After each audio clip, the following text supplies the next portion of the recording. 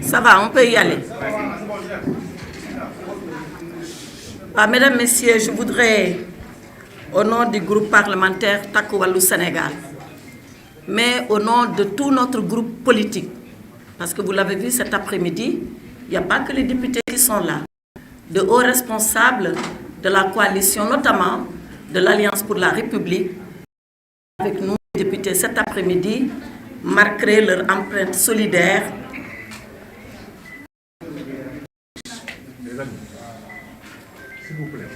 marquer leur empreinte solidaire à ce que nous voulons faire, qui est pour nous un exercice nécessaire de clarification et de fixation de certains repères par rapport à un débat national qui va porter sur deux questions.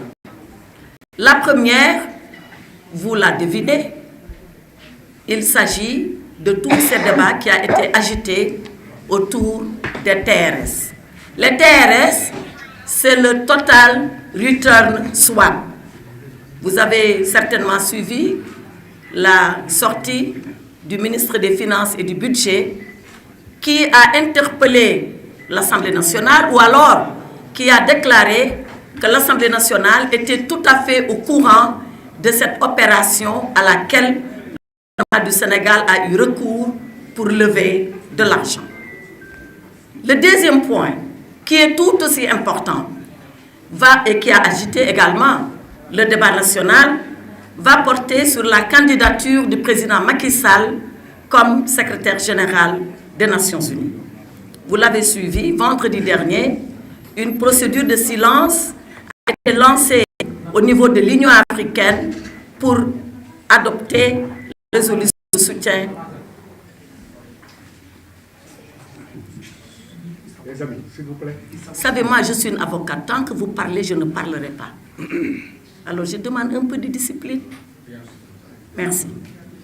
Donc, ça va porter sur la question de la candidature du président Macky Sall. C'est sur ces deux questions que nous avons pensé utile d'échanger. Et c'est pour cela que, au-delà du groupe parlementaire, vous avez nos camarades qui sont ici avec nous et qui sont intéressés par ces deux questions, mais principalement par celle portant sur la candidature du président Macky Sall. Alors, la déclaration liminaire portant sur le mécanisme des TRS, je pense que vous tous, vous l'avez eu. Tout le monde l'a eu, je crois. On va le distribuer à la fin, vous l'aurez. Donc, ce n'est pas la peine que je vous lise le texte. Vous l'aurez sous les yeux, vous en ferez le commentaire que vous jugerez nécessaire de faire. Moi, je vais juste vous donner les points saillants de ce qu'il y a dans cette déclaration liminaire pour permettre d'engager un débat que nous souhaitons franc et vraiment sincère entre vous et nous. Mais au préalable, permettez-moi de vous remercier d'être venu massivement répondre à notre invitation. Nous avions voulu tenir cette conférence de presse déjà vendredi, mais nous avons pensé qu'il était bon d'attendre aujourd'hui et que tout retombe. Nous ne voulons pas parler dans le vacarme. Nous voulons parler quand ça sera calme, aussi bien pour les TRS que sur la candidature du président Macky Sall. Alors, sur les TRS, qu'est-ce qui s'est passé? Vous l'avez tous su, c'est à la suite d'un article de Financial Times que nous avons reçu ici à Dakar, Financial Times, au passage, je dis qui est un journal extrêmement important, ancien, 1888, qu'il a été créé, qui est édité à Londres et qui fait un travail important de recherche fouillée dans le domaine de la finance et de la finance internationale plus précisément. Parce que j'ai entendu le ministre des Finances, dans sa conférence de presse, dire que peut-être que Financial Times n'est pas tellement au fait de ce qui se passe. Je pense qu'il convient de relever cela et de dire que c'est un journal absolument sérieux et crédible qui tire 720 000 exemplaires par jour. Vous êtes des journalistes. Quand quelqu'un tire 720 000 exemplaires par jour, ce n'est pas n'importe quel journal. Alors, qu'est-ce qu'il a dit, Financial Times? Il a dit que le gouvernement du Sénégal a fait recours à un mécanisme qu'on appelle les TRS. Les TRS, je viens de l'expliquer, c'est Total Return Swap. Total Return Swap qui est un mécanisme auquel certains États ont recours, comme d'ailleurs certaines entreprises. Et c'est pour ça que, quand j'ai suivi le ministre des Finances lors de sa conférence de presse, expliquer que c'est très compliqué, dans un langage tellement ésotérique que personne n'a compris ce qu'il voulait expliquer, j'ai pensé qu'il était nécessaire de vous dire dans des termes très simples, c'est quoi TRS? Très très simple. Le TRS, c'est quand une entreprise ou un État détient des titres ou des obligations, qui sont des titres de créance, et qui va demander sur le flux financier, c'est-à-dire sur ce que ces titres et ces obligations vont lui rapporter, qui va aller les échanger avec un partenaire. En l'occurrence, c'est la First Abu Dhabi Bank et c'est le AFC. Et quand on échange les revenus issus de ces titres et de ces obligations, il y a à la fois un revenu qu'on perd pour celui qui échange, ici l'État du Sénégal, mais il y a surtout un gros risque qu'on prend. Le revenu qu'on perd, c'est que quand on donne ces titres à échanger, on a perdu ce qu'on appelle une décote. Dans ce que le Sénégal a échangé avec First Abu Dhabi Bank et AFC, le Sénégal a perdu entre 30 et 40% de ce qui était escompté. Pourquoi? Parce que le Sénégal veut de l'argent cash et tout de suite.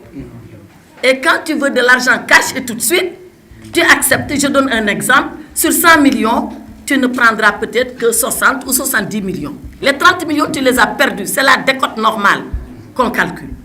Donc le Sénégal, en recourant à cette opération, a perdu de l'argent parce qu'il est à la recherche de l'argent frais, argent liquide qu'il n'a pas.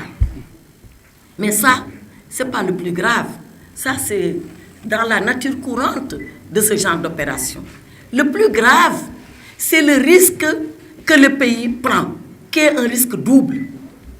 Le premier risque que le pays prend, c'est que si tu recours à ce genre d'opération, si l'obligation monte dans sa valeur et donc dans ses revenus, c'est First Abu Dhabi Bank, AFC qui prennent tout le bénéfice. Par contre, si l'obligation baisse dans son nominal et dans ses revenus, c'est le Sénégal qui va payer la différence entre ce qu'il a reçu et ce qui a baissé. Voilà donc le risque que le gouvernement du Sénégal prend. Le deuxième risque, c'est que s'il y a un défaut de paiement, c'est-à-dire si le Sénégal ne paye pas à échéance convenue entre les parties, alors on va lui rappeler la totalité de ses engagements qu'il doit payer maintenant. Est-ce qu'aujourd'hui, notre pays, vu l'état de ses finances publiques, est en situation de pouvoir faire face à ces deux risques? Voilà la question que les Sénégalais se posent et voilà pourquoi les Sénégalais sont inquiets de découvrir ce mécanisme et de se dire finalement où le gouvernement va nous mener avec ça. Maintenant, au-delà des termes techniques, ésotériques, il y a deux questions. La première, c'est que nos partenaires techniques et financiers, FMI, Banque mondiale, mais particulièrement FMI, avec qui nous sommes en train de négocier un programme, mais ils ont dit qu'ils n'ont pas été mis au courant de cet emprunt par ce mécanisme, qui est un mécanisme très risqué, qui peut compromettre la viabilité d'un éventuel programme qu'on négociera avec lui, le FMI. La deuxième chose, c'est qu'au niveau national, les Sénégalais se disent, mais où est-ce qu'on va aller avec ça? Est-ce que nous sommes en mesure de pouvoir faire face à cet engagement risqué? Et je vais vous dire à quel point ce mécanisme-là, il est décrié dans le monde. Vous connaissez tous le milliardaire Warren Buffett. Warren Buffett, c'est un milliardaire américain que tout le monde connaît, comme Bill Gates, comme d'autres milliardaires. Warren Buffett a dit, parlant des swaps, donc des TRS, que c'est une arme de destruction massive des finances publiques à effet létal. Effet létal, ça veut dire effet de mort. Lui, il considère que ce mécanisme-là, les États comme les entreprises doivent s'abstenir au maximum d'y faire recours. Et quand Warren Buffett parle, on peut considérer que c'est en connaissance de cause que Warren Buffett est en train de parler.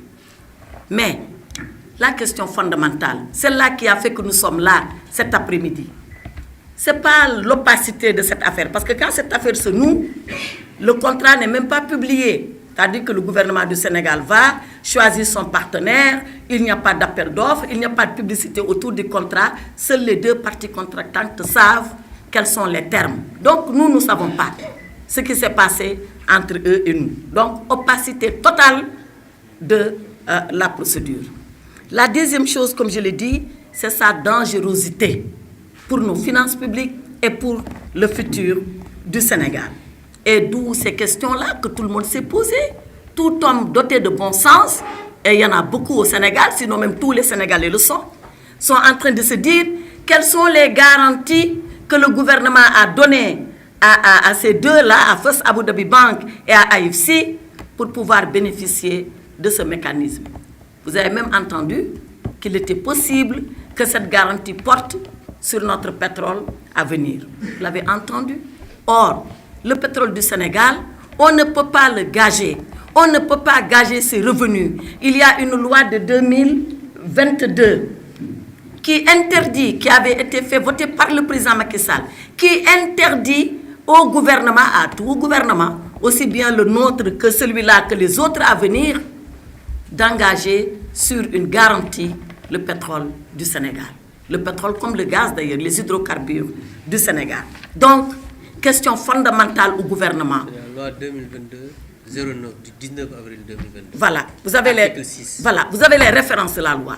Cela est interdit.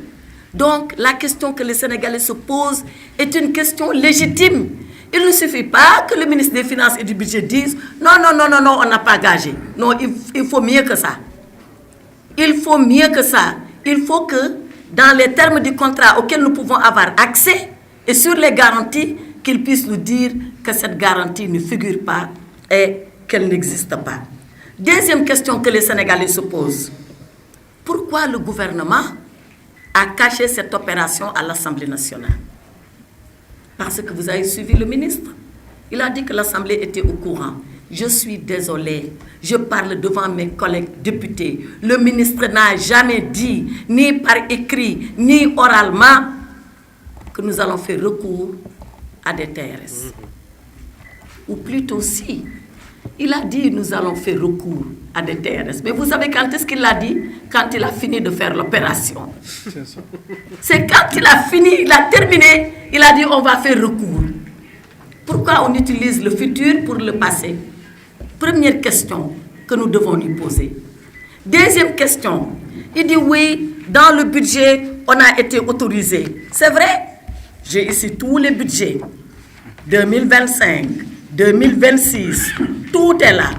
Il y a une formule là, à la fin du budget, qui dit, pour l'année 2026, donc le budget en cours, le ministre chargé des Finances est autorisé à contracter des emprunts, à recevoir des dons au nom de l'État du Sénégal et à lever des ressources de trésorerie pour un montant de 6 000 milliards 266 millions 693 millions CFA. Ces financements, je reprends.